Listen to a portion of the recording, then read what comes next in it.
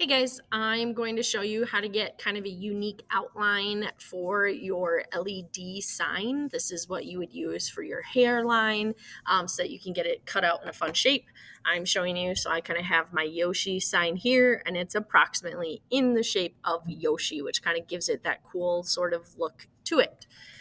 So you can see here, I've already created my file. So if I look at my file name, I started with my initials and what it is. We have a file size of 4 inches wide, 6 inches tall. You can get that from the slides. That's going to be the size of the piece of acrylic that you get.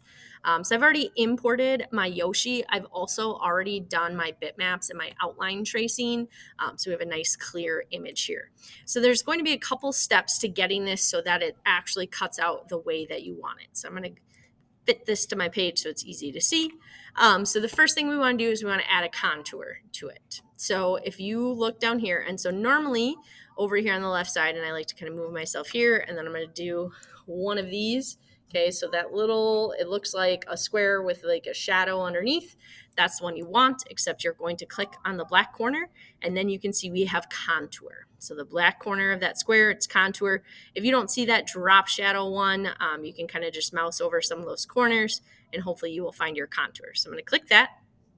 I'm going to come up here to my Yoshi. Basically, we're going to click once. We're going to kind of move our mouse and click a second time, and you'll see how it predicts it. So I'm clicking kind of on the outside of my Yoshi here. So I'm actually clicking and dragging. So let me re-say that. So I'm going to click and drag. Now, it doesn't look the greatest right now. We don't need to be too far away from our Yoshi, but I'm going to talk about how we can clean this up in a little bit. So as long as I have my line and it's kind of hitting the outside of Yoshi, I'm going to go ahead and let that go. Depending on your shape, you might now have a weird funky color back there. Because I have a multicolored shape, it is showing this differently. So after you've done your contour, you need to immediately, you can click on that, but you're going to want to go up to your objects. Move myself out of the way again. So we're going to go to object, and then we're going to break contour group apart. Since we want to raster our image, but hairline or vector cut our outline, we have to make sure that they're separate from each other. So I'm going to go ahead and click break contour group apart. And what I have now is I have Yoshi on top, but then if I click kind of carefully, I'm going to have this contour behind it. I know that's a contour because it's my colored white here versus my Yoshi is got a different color just for whatever spot it's in. So I'm going to click carefully, try to find that contour again, and then I'm going to go ahead and go to my pen tip and make that hairline. So now you can definitely see where that contour went. Now we have some extra spikes in here. I also have some lines going on inside of my Yoshi. I obviously don't want to cut those out. So this is where we're now going to go up to this third from the top. It usually looks like our crop tool, but again, if you click that black corner, you will find your virtual segment delete. So we're going to use virtual segment delete to cut out any inside lines. If your contour did not create inside lines, then you are totally fine. So I'm going to go to my virtual segment delete, and I'm just going to delete out these little shapes that were inside of my Yoshi because I don't actually want those to cut out. This typically results because when I did my outline trace, I must have deleted color from the inside, and anywhere there's not color, it's going to create a shape. So from here, I have these little extra spikes, as well as at the bottom of our acrylic, we're going to want at least a somewhat flat edge. You can see my Yoshi one here is not perfectly flat.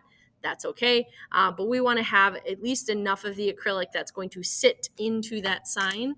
So I'll show you it here. We need enough of it to sit down into that so that it's not immediately falling out. So it's a little wobbly here, but it's going to stay in that sign. And then it just fell out.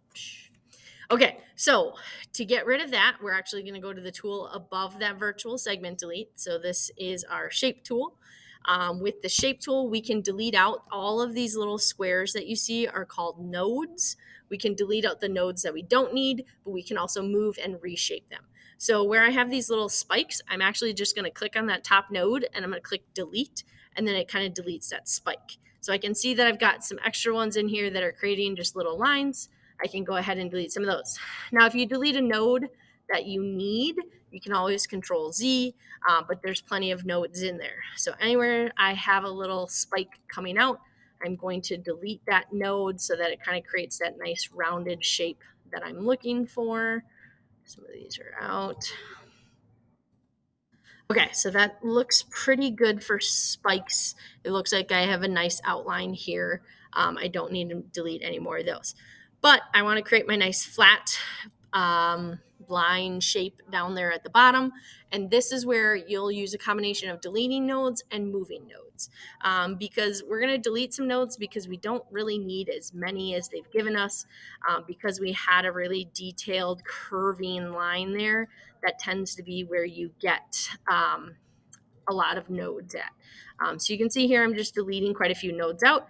And then I'm just going to click and drag, and I'm going to move some of these nodes down, kind of creating this rectangular type of shape down here at the bottom, deleting nodes where not needed. The less nodes you have, kind of the smoother that line will be. So from here, maybe even delete these in between ones out, and then I just get this nice line here. I can kind of play with these curvatures. If it seems like it's curving a little bit too much, kind of make it nice and flat. I now have a piece. That piece will stick down into the wood. It'll also get lit up from the lights that we put in. Let me go back to my page here, and let's double check our design. So when I click right on Yoshi, you can see those dots that we were selected on. There's no hairline. The fill is going to look goofy since it's a multicolored image. And then if I click off and then try to click just on that outline there, there's no fill. That would be an important one. Make sure there's no fill on this outside line. Otherwise, it will try to engrave it. And I think I did have a white fill on that one, so I'm glad I went and clicked there.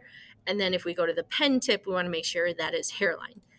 So this is what I'm hoping to create for my lighted sign. It's very similar to the one that I've already made and had illuminated for you guys.